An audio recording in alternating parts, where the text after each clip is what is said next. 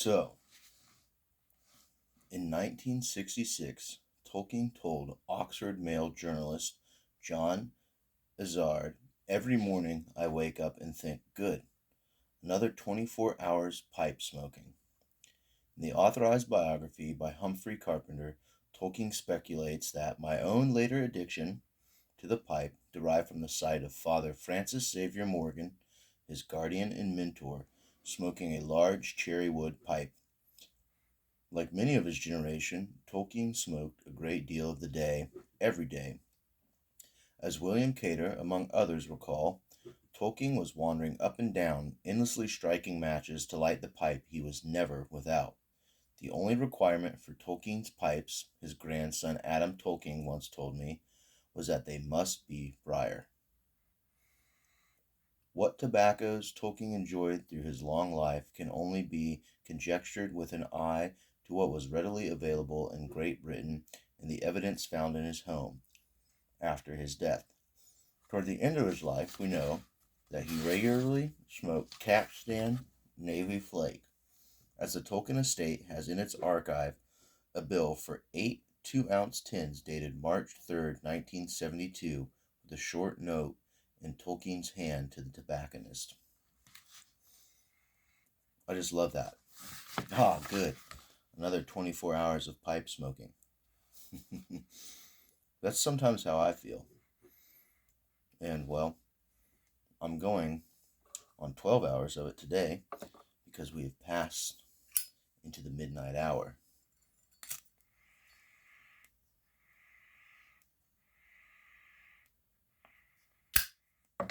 That's just a little bit from the book, The Pipe Smoking in Middle Earth, The Fellowship of the Smoke Rings, which I've been trying to blow. I remember sitting around for hours practicing and trying to blow smoke rings and having so much fun, and at times feeling like I was quite decent at it, but then after a while I just started smoking and not blowing the smoke ring, so I'm quite out of practice. But I was at my mother's house, and for Christmas she got a really sweet, new, proper espresso machine. And so needless to say, I was over there making espressos and playing with the steamer wand and frothing milk and making lattes, and I just kept going and nobody else was drinking them, so I drank them all. And I needed a nightcap because I'm quite wide awake. And so I figured that I would read you that little bit from the book, Pipe Smoking in Middle Earth, because it is, in fact, Tolkien's fiction that is probably what first intrigued me to decide to take up pipe smoking. Specifically, Gandalf, which is why I'm here smoking my Gandalf pipe. Now, this is a cherry wood bowl and an ash stem. And as you can see over here in the background, it's got a very cool, nice canvas carrying bag with Gandalf's rune on it that he puts on Bilbo's door. This was a Yule gift from many years ago from my buddy PJ, who's also my wine aficionado. And speaking of, I need to pour a glass. And I'm going to have some Prophecy, another Cabernet Sauvignon. The artwork is very cool. I don't know how well you can see it, but really cool art. Pretty tarot-esque. Kind of reminds me of the King of Wands or something, or the Emperor card right there. I'm gonna have some of that.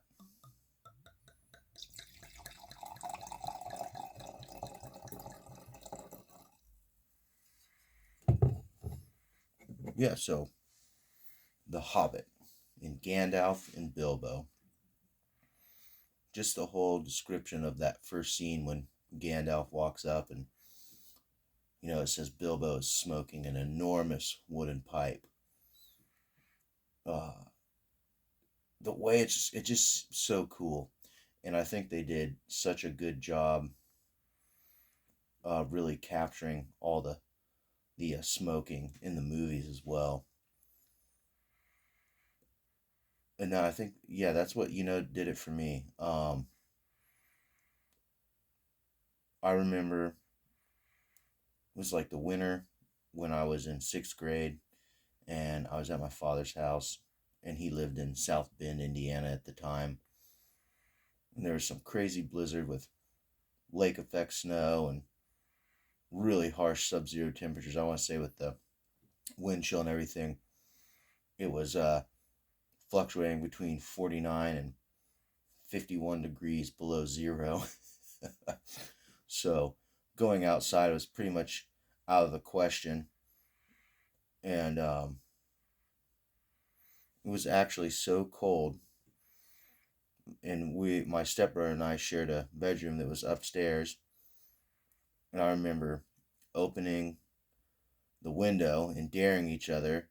And we pissed out of the window and watched our streams of piss as the cold wind blow just kind of like crystallize into ice dust and dissipate into the breeze.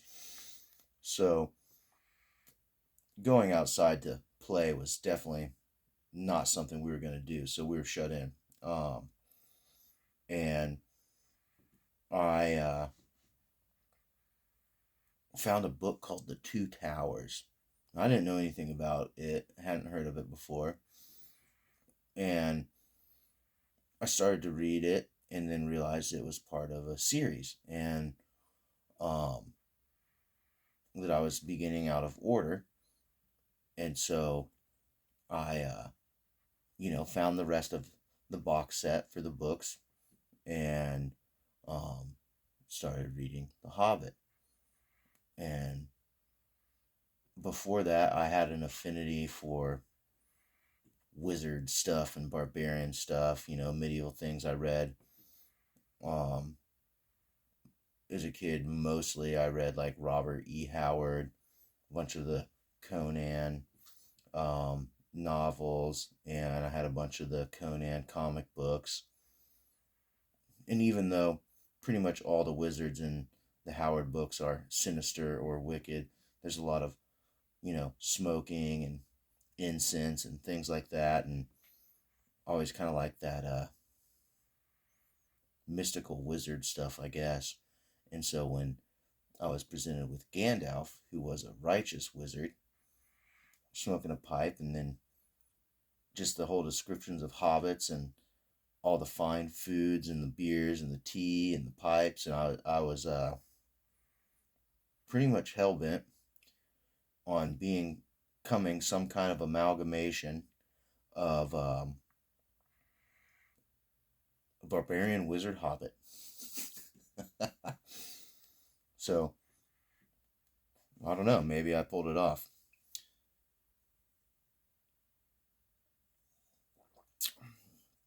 But I think it's such a common thread for probably a lot of us that Tolkien was definitely an inspiration in picking up a pipe. Um, I think it's probably safe to say that he's definitely the most famous piper of all time. And I think he definitely celebrated the most. And I think that there probably isn't a series of books that highlights moments of smoking pipes and the importance of having your pipe with you when you travel and finding a good tobacco. And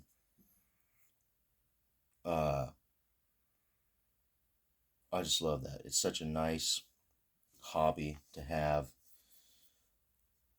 and I think I really needed it in my life, something to really kind of like ground me within myself, within my own thoughts, and obviously I smoked cigarettes when I was younger. I grew up in the Midwest. It's a cigarette smoking place, the Midwest is. And my father was a cigarette smoker. Um, a lot of my aunts and uncles were cigarette smokers. A lot of my friends' parents, pretty much everybody. So it's like naturally I went with that first. And, and whatever, when you're a kid, you're like experimenting with stuff. You want to do grown up things. And, oh, smoking cigarettes, you're not 18, you can't buy them. It's like the cool guy thing to do. But I noticed, and maybe you guys have noticed too, cigarette smokers are always in a hurry. They're always in a hurry. And it's like, they need that. They fiend for it in a way that, I don't know. I don't think it's, I'm not putting anybody down who smokes cigarettes. I don't really have a problem with people who smoke cigarettes, but I don't really resonate with that whole thing. It's like always, oh, I got to take a smoke break. Oh, there's a 5 minutes. I got to get my cigarette in. And so much of life seems rushed.